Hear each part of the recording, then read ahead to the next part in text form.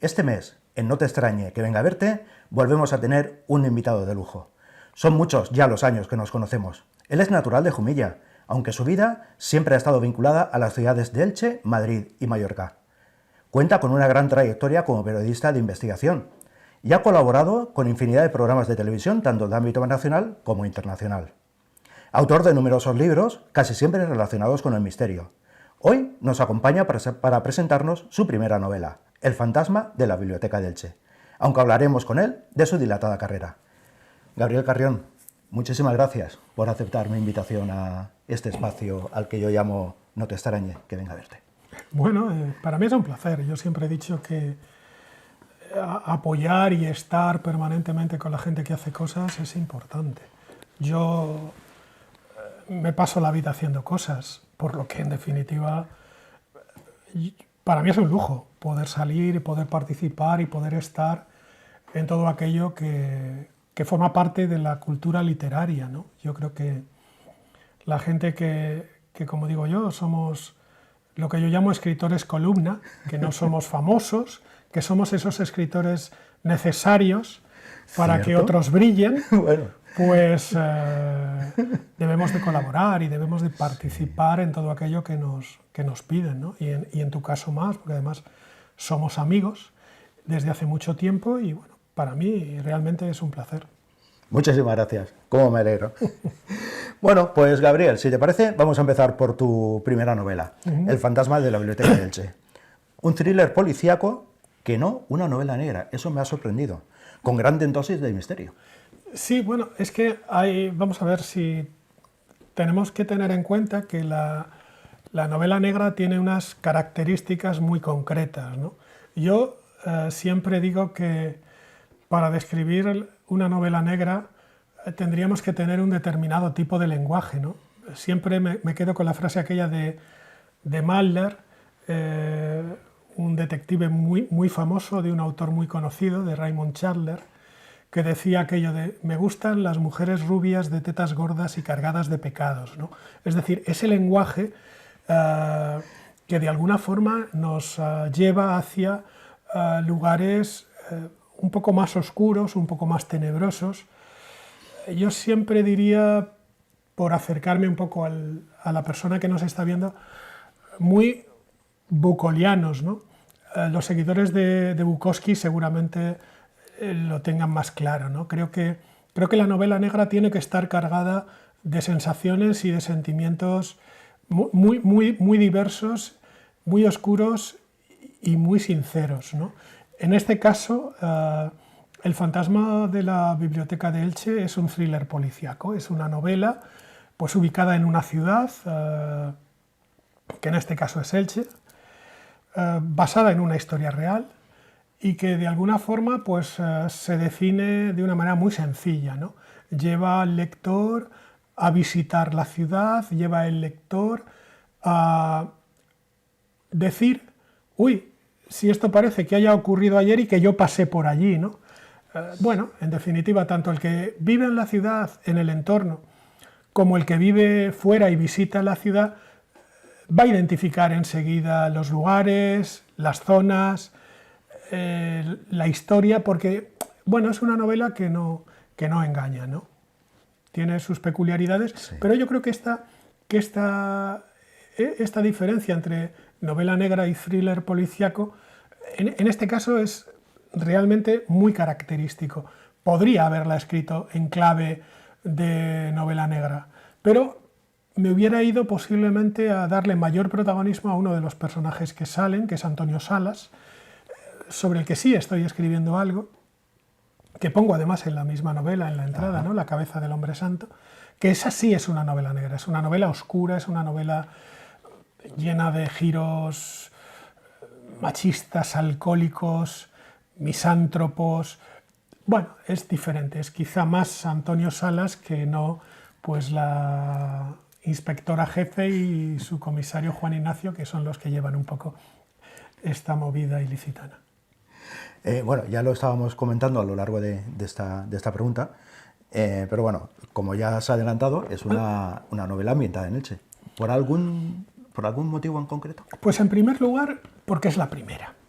Ajá. Es decir, cuando uno se enfrenta a una novela, como es mi caso, que además tengo la terrible desgracia de intentar aprender siempre, yo no sabía si iba a ser capaz de escribir una novela.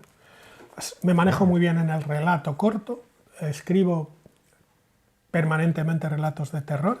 Incluso el mes pasado escribí, con un atrevimiento atroz, un relato de ciencia ficción, que espero se publique próximamente en una pequeña publicación que se llama El Tunche, en la que colaboro permanentemente.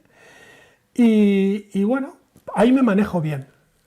Pero en una novela de 270 páginas como es esta, pues no sabía qué iba a pasar, ¿no?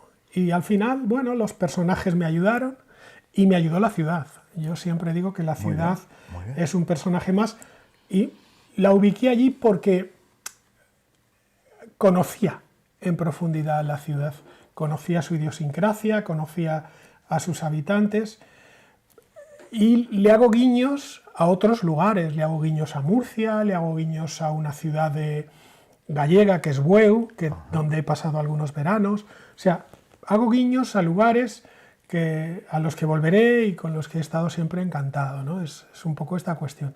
Pero sobre todo y fundamentalmente a esta ciudad, porque creo que es una ciudad que se prestaba a que la historia se desarrollara allí, teniendo en cuenta además que está basada en un hecho real, ¿no? Claro. Y bueno, la idea en principio era iniciar una saga con los mismos personajes, al menos siguiendo con alguno de ellos, siguiendo con distintas investigaciones y teniendo como fondo la ciudad ilicitana. Sí, la realidad está claro que, bueno, uno al final siempre se plantea todo a priori y luego matiza a posteriori, ¿no?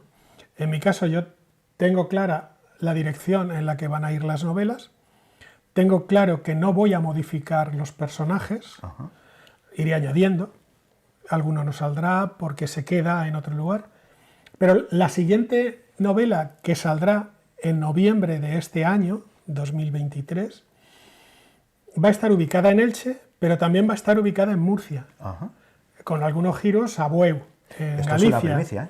Sí, sí.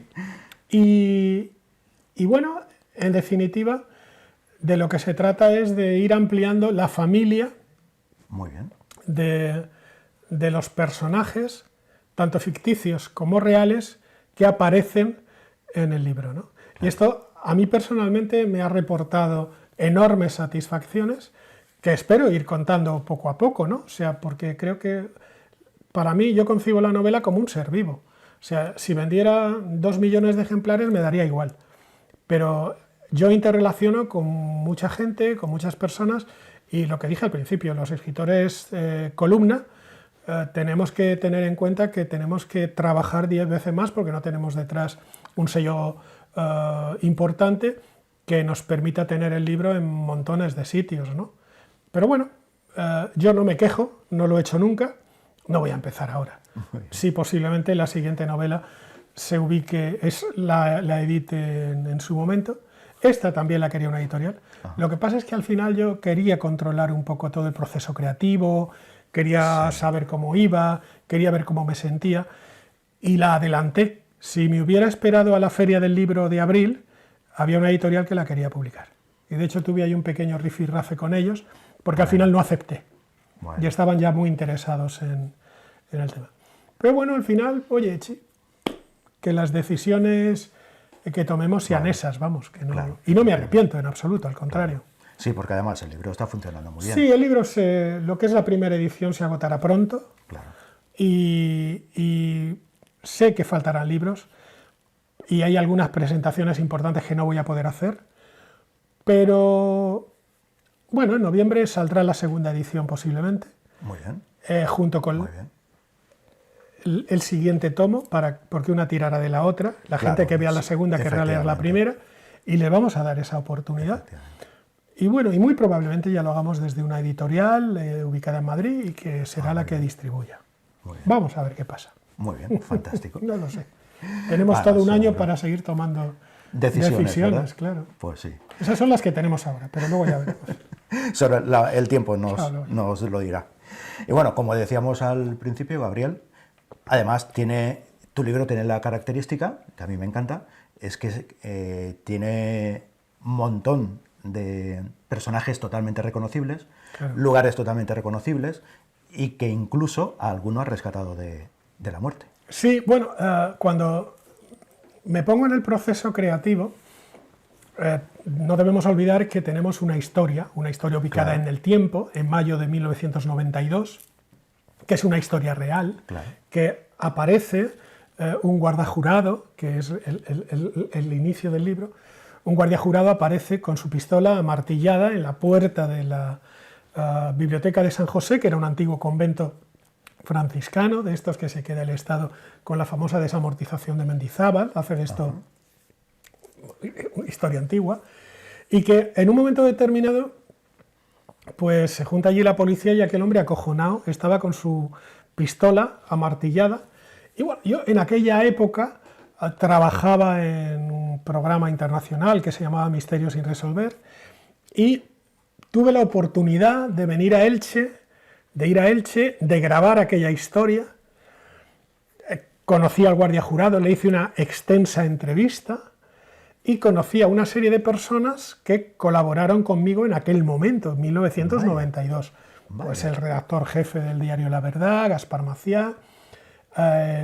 Saludos desde aquí, Gaspar.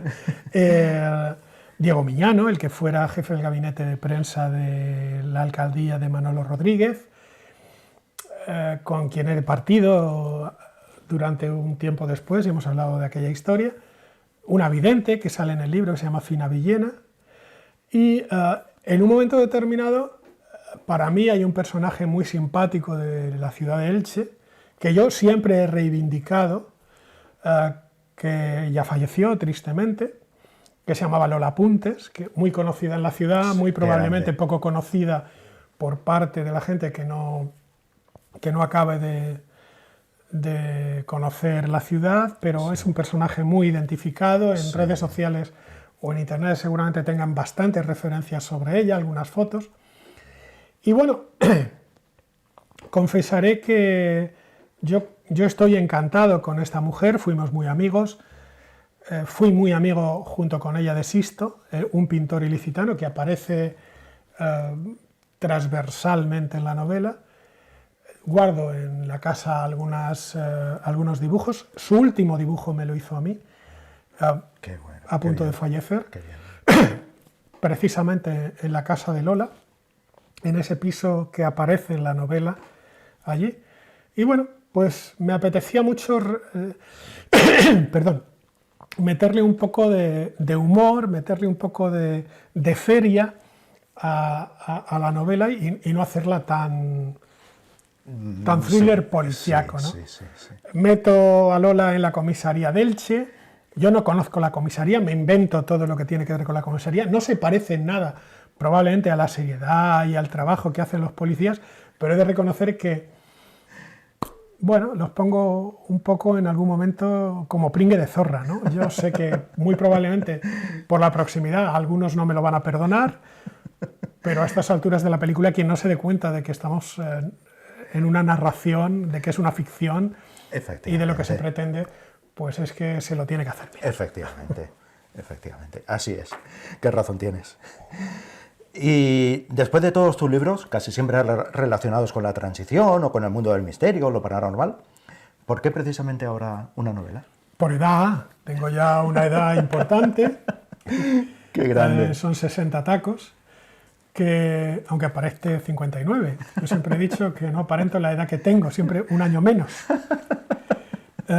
Y bueno, tenía cierto interés porque yo soy un gran devorador de novelas, probablemente tengo una extensísima colección de novela negra, debo tener por encima de los 1500 volúmenes, pues, he seguido siempre a grandes escritores y lo único que pretendía era no copiar a ninguno. Es decir, voy a hacer una novela diferente. Correcto. Donde haga lo que me apetece hacer, de la manera que me apetece hacer. Al fin y al cabo,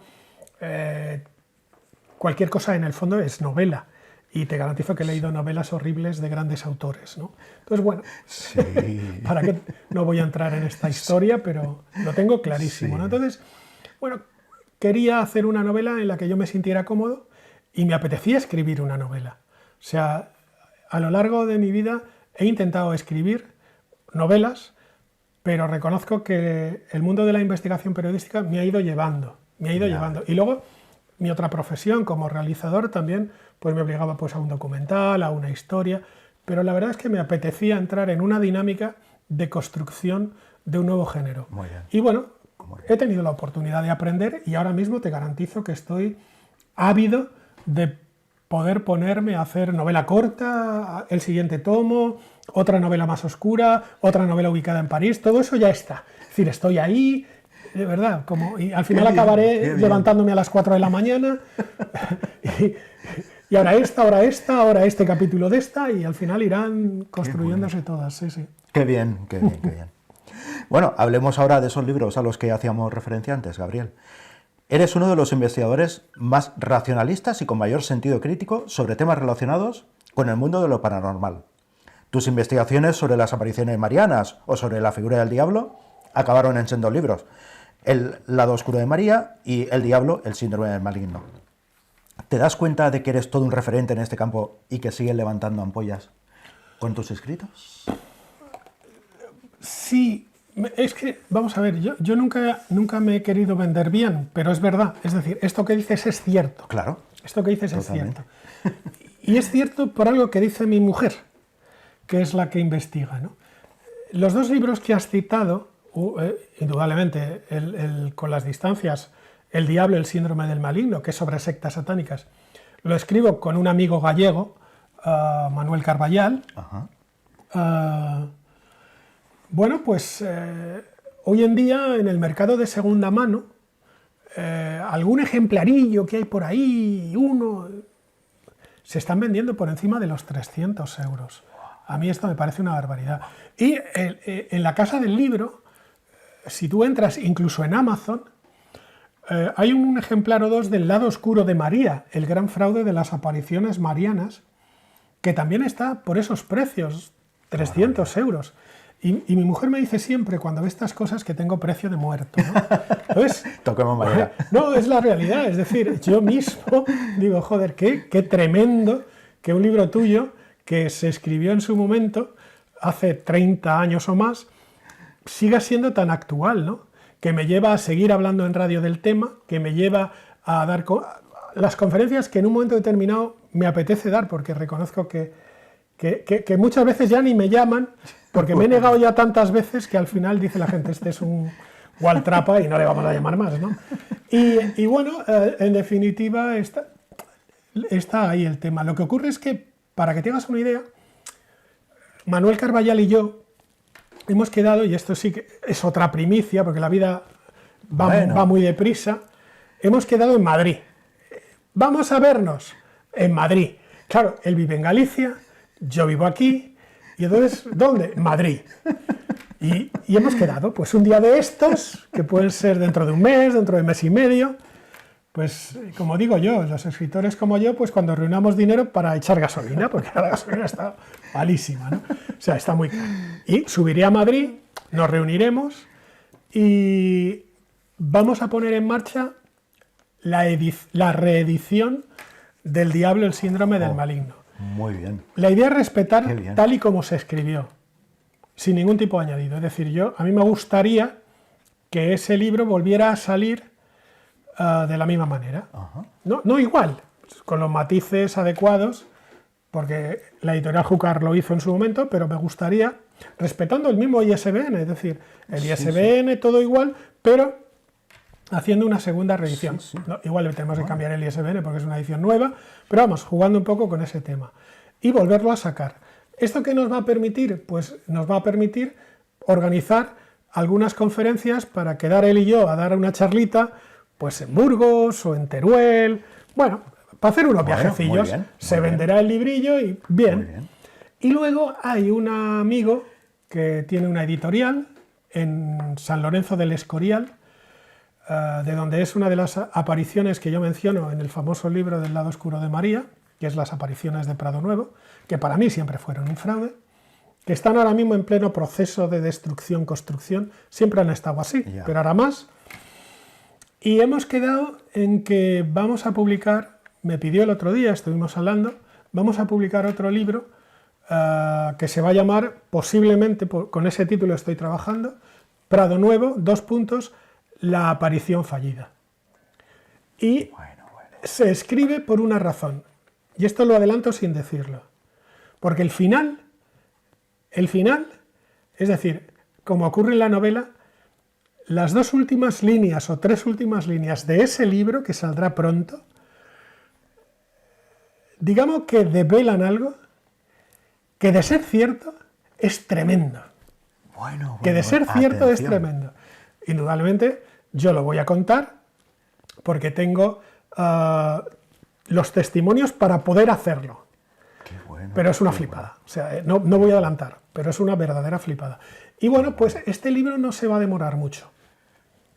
Seguramente antes del verano, con diferencia, lo presentaremos en San Lorenzo del Escorial. Igual aprovecho y me veo con Carballal cuando Claro, suba a presentar sería esto. O sea, la así oportunidad ahorro y voy... Y pues para que veas, ¿no? Que las curioso. historias son cíclicas y vuelven Desde luego, ¿eh? a este Curioso, nivel. Sí, sí. qué curioso. Bueno, ¿y qué es lo que más te motivó a la hora de introducirte en el terreno de lo insólito?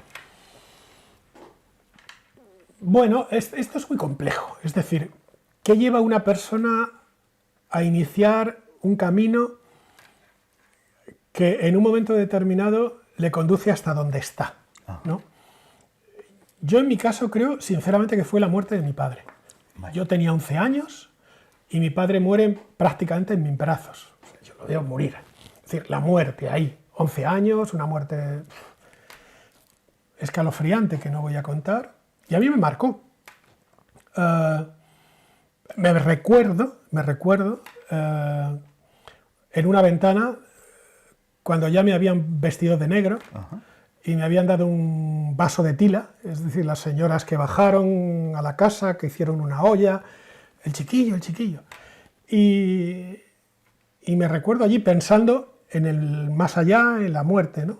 Y luego, a lo largo de los siguientes meses, en torno a su figura y en aquella casa, junto con mi madre, vivimos una serie de experiencias de las que podríamos considerar paranormales, que a mí personalmente me abrieron muchos interrogantes. Y muy probablemente el intentar contestar a aquellos interrogantes es lo que en el fondo me llevó a construir una vida en torno al mundo de las paraciencias desde una óptica un tanto relativista y racional, pero no incrédula, no agnóstica. Correcto. Sino, correcto. bueno, vamos a ver qué pasa, ¿no? Claro. Y bueno, y se han hecho cientos de historias, mogollón de vídeos, reportajes, no sé, serían incalculables. Podríamos estar hablando de, entre programas, vídeos, pues más de 1000 historias. Vaya. Más de 1000, o sea. Y posiblemente podría Vaya duplicar trabajo. esa cantidad. Pero bueno, tú piensas que yo empiezo en 1985 con un programa que se llama El Lado Oscuro en Radio Nacional, en Radio 5. Un programa semanal. Entonces ya estamos hablando. Luego empiezo en una televisión, un programa semanal durante casi 5 años. Hacía duplicidad en otra televisión pequeña, en otra. Sí, Ya te digo, en me quedo definitiva. corto. O sea, posiblemente dupliquemos Seguramente. las 2000 historias Seguro. sin ningún tipo de problema. Marchamos a Madrid, misterios. Me vinculo a la realización con Chicho. Sacamos programas en televisión española relacionados con el ocultismo. Hay una colección en kioscos que se llama Fenómenos Extraños, cuya segunda parte dirijo yo. todo lo que es la publicación en papel la dirijo yo.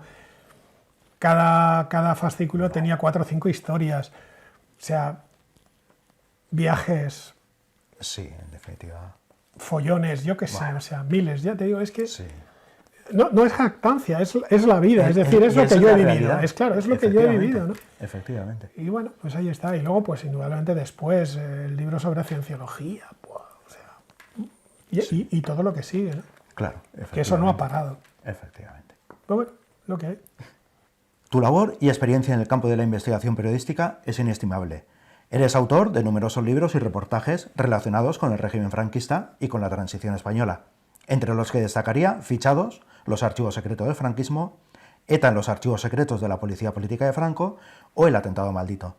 No vamos a hablar de tus fuentes, pero ¿cómo se accede a tanta información y cómo se gestiona ese privilegio a la hora de poder publicarlo? Bueno,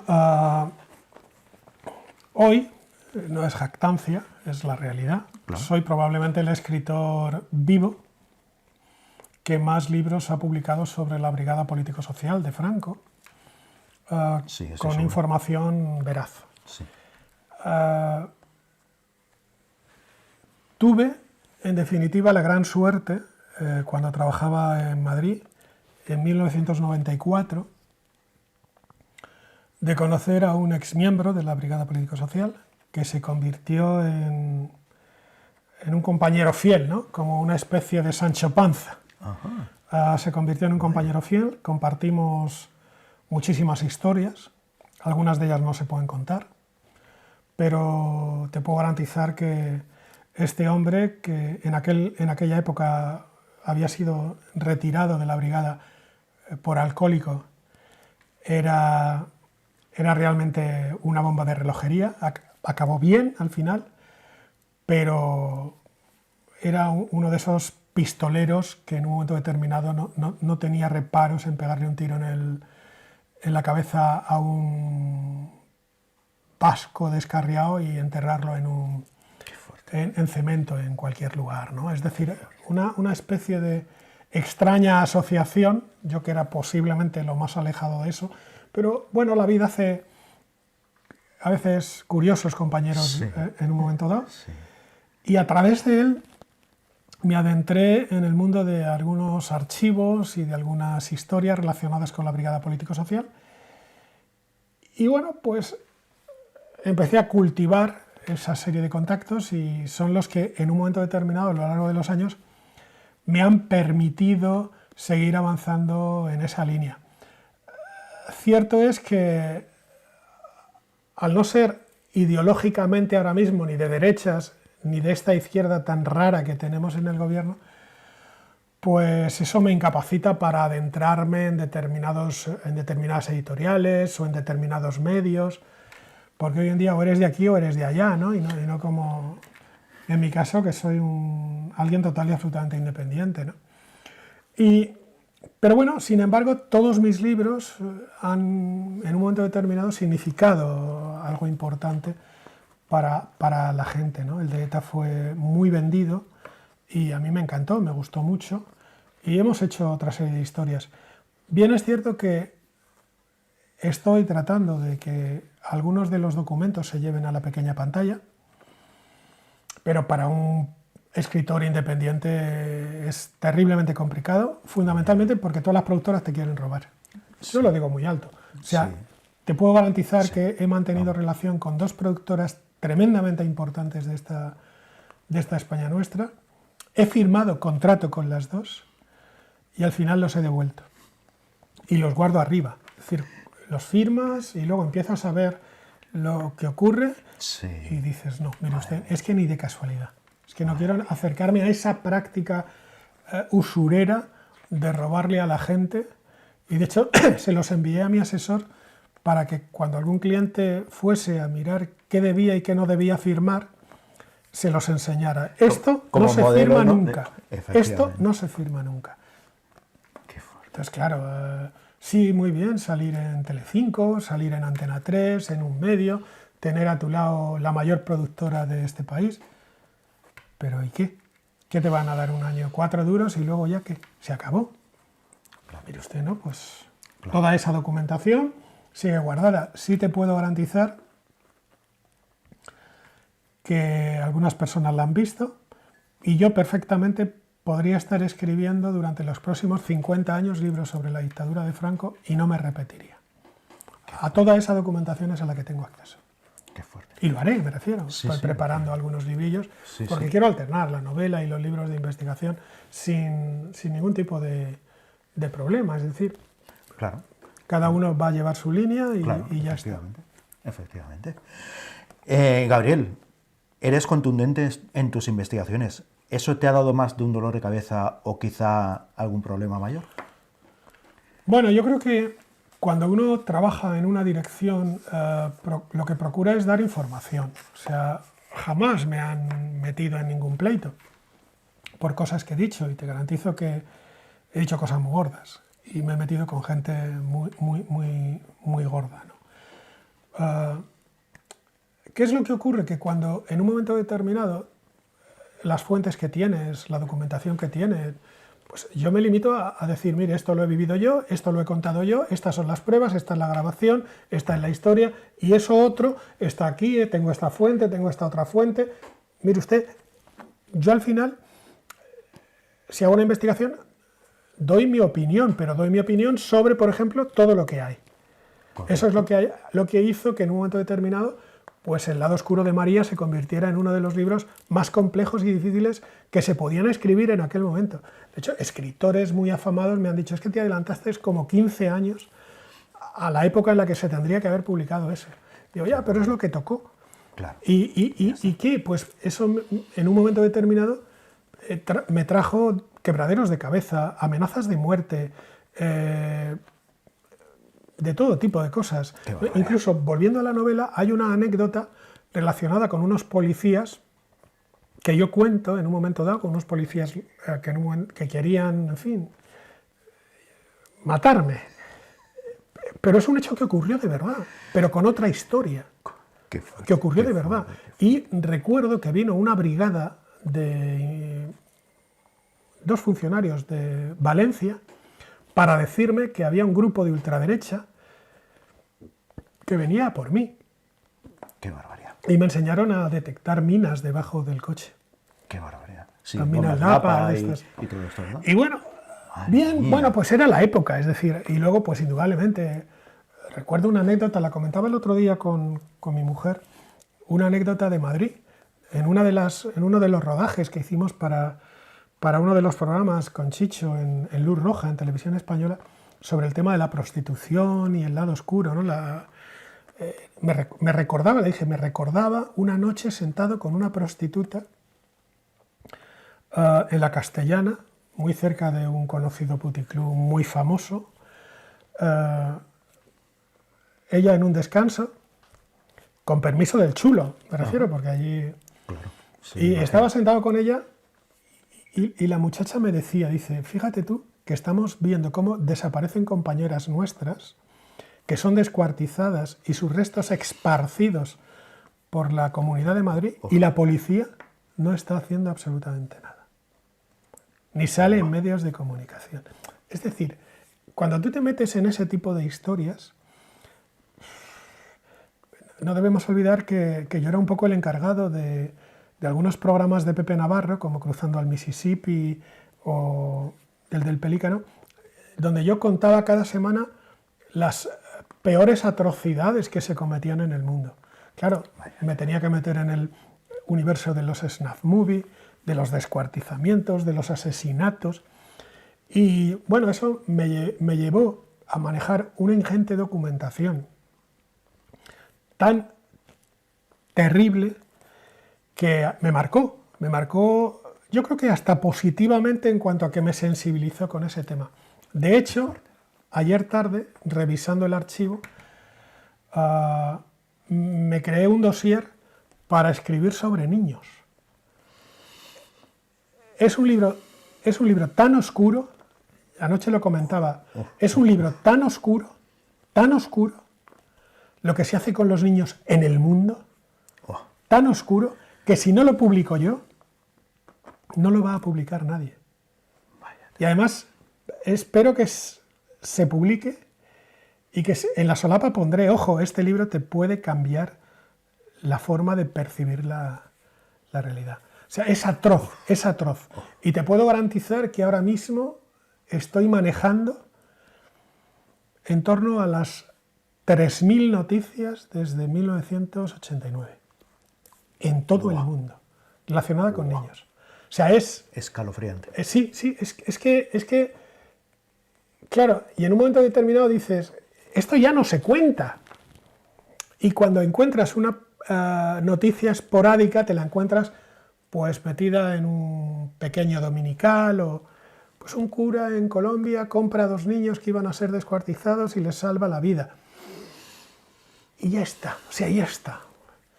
Pero todo eso que se ha ido, que hemos estado ahí de los 40 años, de los 30 años, todo eso ha desaparecido porque ahora nos hemos hecho veganos, nos gusta lo chachipiruli, el color rosa, lo amarillito, y somos tan elegantes y tan finos y las redes sociales no nos dejan decir barbaridades, que todo eso ya no existe, todo eso ya no está.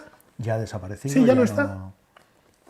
Qué barbaridad. Entonces, bueno, pues yo anoche me propuse, digo, voy a sentarme y todos los días, a partir de la semana que viene, media horita, un caso, 2 casos. Y cuando tenga, chico, 500 páginas de libro, lo ofreceré a una editorial. Si lo quieren bien y si no, pues me buscaré la vida, buscaré dinero y lo editaré. 500 páginas de libros. Y que las atrocidades que se cometen, que la gente sepa que se siguen cometiendo. Sí, que se siguen cometiendo con los críos. Pero verdaderas monstruosidades. Y a lo mejor por las personas que menos te puedas imaginar. Pero monstruosidades por todo el mundo, por todo el mundo. Y por todas las personas que te puedas imaginar. Bueno, pues esa es la realidad. Y eso no se cuenta. Sí, ¿Sabes? Y a mí, sinceramente, me marcó esta historia, ¿no? Bueno, pues... Pero te repito, es un libro tan oscuro que si no lo escribo yo, muy probablemente no lo escriba nadie. Desde luego. Oh. No, ya es aterrador. Leerlo será aterrador. Desde luego, me lo imagino. Bueno, no me lo puedo ni imaginar. ¿Qué va? Bueno, como ya prácticamente hemos citado a lo largo de la entrevista todos estos programas de los que vamos a hablar ahora. Pero bueno, has sido director y colaborador de programas de televisión tan importantes como La Máquina de la Verdad, Misterios sin resolver, Cruzando el Mississippi o Moros y Cristianos. Has sido realizador con Valerio Lázaro o Chicho Ibáñez Serrador, con quien hiciste el programa Luz Roja, que le acabamos de mencionar. Sí, que presentaba Elena Ochoa. Elena Ochoa, Lady Foster. Es verdad. Y bueno, y has sido tertuliano en prácticamente todas las cadenas televisivas. Después de todo esto, ¿qué te queda por hacer? Y tengo un hijo. Y he plantado árboles. Y tengo 14 libros. Madre mía. ¿Qué me queda por hacer? Todo. Me queda todo por hacer. Madre o sea, mía. uno no puede dejar de contar. Es verdad. Uno no puede dejar Me de encanta contar. esa frase. Eso hay que apuntarlo. O sea, en la vida, a nivel personal, me queda todo. Es decir, a veces hablo con mi pareja, ¿no? Pues soy un poco misántropo y me relaciono poco, ¿no?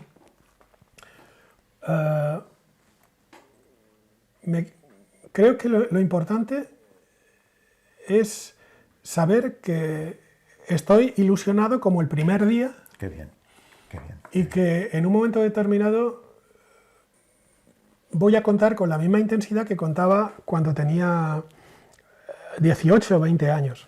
Qué bien. Y luego, además, con la sabiduría que dan los años, claro, y con esa mochila de la que he ido quitando cosas que hace que el 99% del personal y sus opiniones me importen un bledo. Eso es no sé si me explico. fantástico.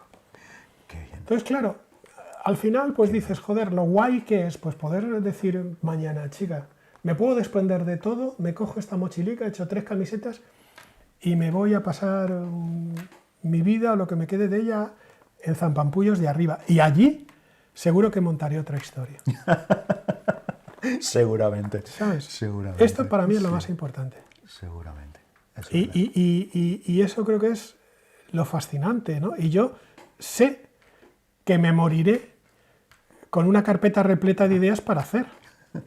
Lo que pasa es que probablemente dentro de unos años, si llego a dentro de unos años, que eso nunca se sabe, he pensado escribir un libro sobre las ideas que no he hecho, para que alguien pueda continuar con ellas. ¡Qué buena idea! Pueda qué buena continuar idea. con ellas. Es decir, un libro de libros. Es decir, Qué yo no he hecho esto, pero igual tú sí. ¡Qué bueno! Chico, Me encanta. ahí está. Me encanta la idea. ¿Sabes? Vamos, Y fantástico. posible, y meteré un capitulito y un trocito y contaré esto y lo otro. Digo, bueno, pues ahí están. Esto no lo voy a poder hacer, ¡Qué maravilla! porque no voy a llegar. ¡Qué maravilla! Bueno, Si es que es lo yo... que- y eso, eso lo tengo anotado. O sea, que ese será posiblemente el penúltimo libro. Yo ahí pienso realmente como tú. Yo siempre digo que tengo que vivir 236 años para poder hacer la mitad de las cosas que tengo pensadas hacer. Porque estamos ansiosos por contar cosas. No, yo no solo por contar, por ver, Por ver, disfrutar, por yo qué vivir, sé. por disfrutar. Efectivamente. Me quedan tantos libros que leer, También. tantas películas por ver, Efectivamente. tanta música por escuchar. Eso es. O sea, Eso es. me queda tanto que dar a mi mujer, a mi hijo, a mis amigos, Es verdad. Es fantástico. Qué bonito. que Qué bonito. lugares por visitar me da igual. Es decir, yo creo que la percepción, yo vivo el momento, no hago previsiones para... Vivo los momentos y disfruto los momentos y con eso me quedo. O sea, Qué bien. lo demás, pasado mañana, mire usted. Uy, eso queda Muy lejos. complicado, muy complicado. Sí.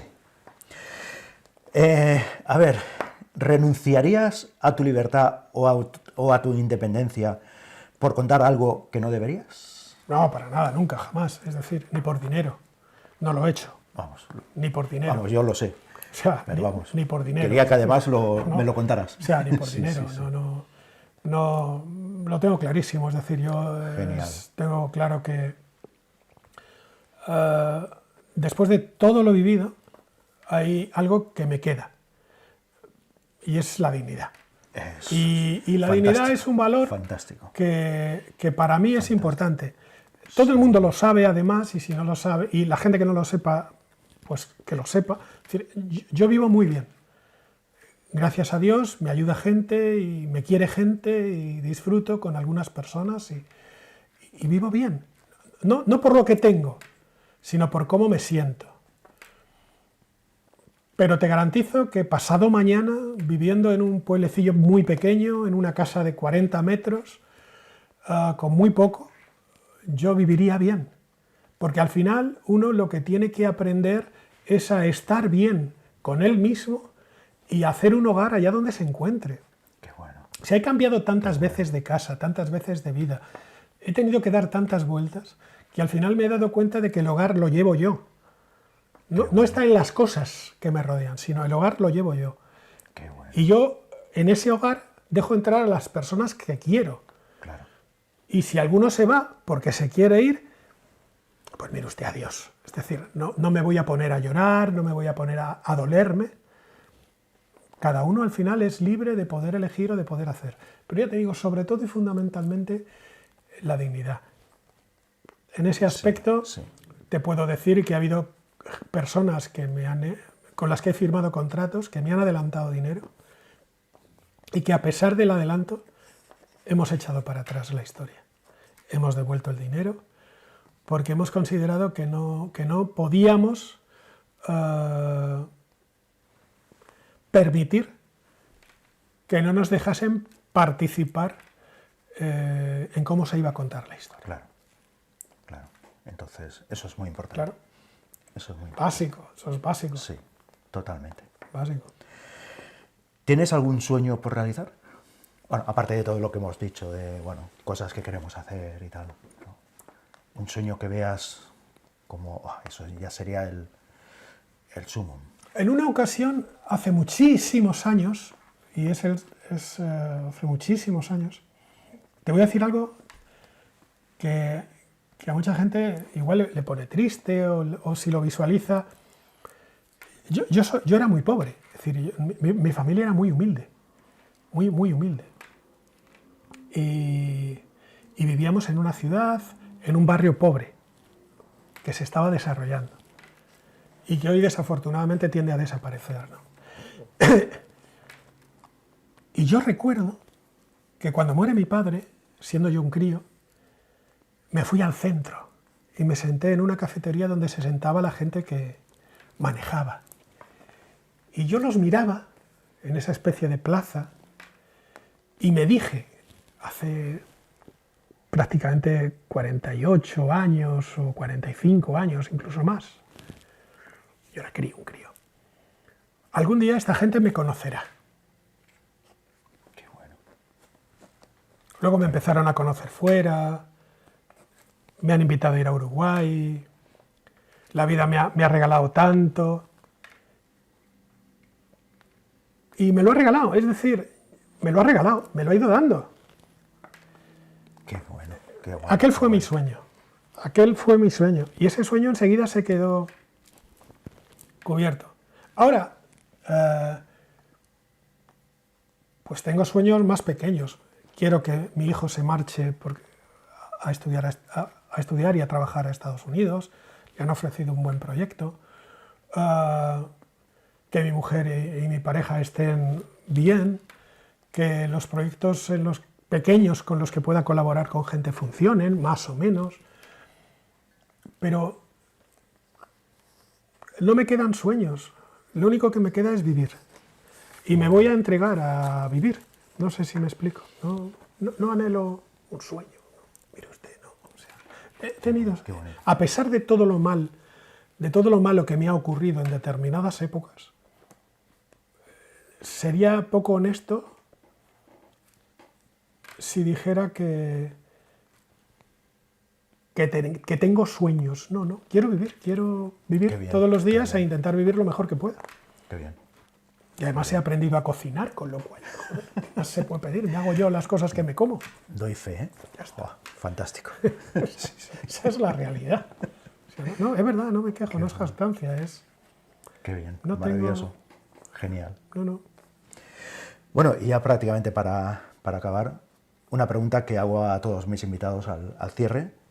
Y bueno, y puedes contestar o no contestar, eres libre totalmente, como todos mis invitados les digo.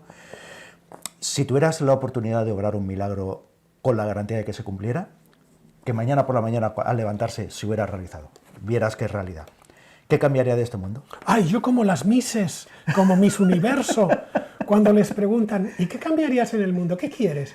La paz en el mundo. O sea, yo como las... O sea, bien, o sea, me lo has preguntado y yo te contesto. Quiero la paz en el mundo. O sea, me parece... Es que no se puede pedir más. O sea, si pedimos la paz, el resto se podrán ir solucionando. Es verdad, ¿sabes? Es verdad. Porque es que estamos, joder, rodeados de conflictos. Rodeados de conflictos que además no se van a solucionar en la vida. No, porque además van vida, cambiando de manos, porque pero se van a solucionar en la vida. No. Chico, pues yo ya te digo, como Miss Universo, la paz en el mundo. Ay, qué bueno, qué bueno. Me ha encantado. ¿Verdad? ¿Qué es? Pues ya está, sí, la verdad es que, y todo lo que demás, no es poco. Y todo lo demás Es que todo lo vendrá demás, por añadidura, claro, será efectivamente. corrigiendo, hablando. Chico, la paz. O sea, cuando hay paz, se puede establecer el diálogo. Y si se establece el diálogo, pues muy probablemente podremos acercar posturas. Si Así estamos es. permanentemente en conflicto, Eso va a ser... el conflicto no No resuelve tiene ninguna nada. salida, no resuelve nada, no. La verdad es que no. Pero bueno, vamos a ver si mañana, cuando me levante... Sí, ha ocurrido el milagro. Buah, sería fantástico, de verdad. Qué maravilla. Pues podemos retar a Dios. Bueno. Si Dios existe, que lo demuestre. que mañana haya paz en el mundo. Muy bueno, muy bueno. Vamos a retar. Vamos a retarlo. Luego nos dará un bofetón, ¿sabes? Sí. Que por ahí no... Bueno, pues que intervenga, que lo intente por lo menos. Que haga algo, que dé una señal. Menos mal que tengo a San Antonio aquí. Que no me escuche. Pues nada, Gabriel, de verdad que ha sido un auténtico placer tenerte este mes en No te extrañe que venga a verte. Solo nos queda, bueno, también agradecer a Gourmet Café y Té, pues su colaboración en este espacio. Y de verdad... Que por cierto colaboran en el libro. Que por cierto es uno de los colaboradores. Uno de los colaboradores del libro. Efectivamente. Junto Así con es. más gente, dos empresas más. Así es. No, dime las... No, No. me hagas. Sí, vamos, si quieres. Bodegas Balcona de Perfecto. Bullas. Hablamos de vinos, Sí. porque la gente tiene que beber. Claro. Entonces me apetecía mucho mencionar a Bodegas Balcona, que tiene unos vinos espectaculares. Y a unos majísimos empresarios muy jóvenes de Elche que alquilan grifos de cerveza y otras cosas para organizar fiestecillas, ¿no? Bueno, Y la verdad es que muy son bien. fantásticos. Ya les he dicho que tenemos que quedar un día y que ellos ponen la cerveza y que yo pondré unos arroces. Vamos a ver cómo lo organizamos, pero eso está pendiente. Genial, muy bien, muy bien, muy bien. Le podemos decir a tu amigo que ponga café. Que ponga el café. Antonio, ya lo sabes, voy preparando el café. Estaría bien. Bueno, pues estaría bien. Pues Gabriel, de verdad, muy, muy, muy agradecido, ha sido un placer, me lo he pasado muy bien, espero que tú también. Y bueno, pues nos vemos en el camino. Hombre, faltaría, la verdad, si dijera que no, porque me lo he pasado bien, me refiero. Muy bien, muy bien. Pues nada, gracias por todo y hasta la próxima. Hasta la próxima, que espero que sea. 3 años, 4 años, podemos tener cosas nuevas que decir. Claro que sí, o antes, seguramente. Gracias, Gabriel. A ti.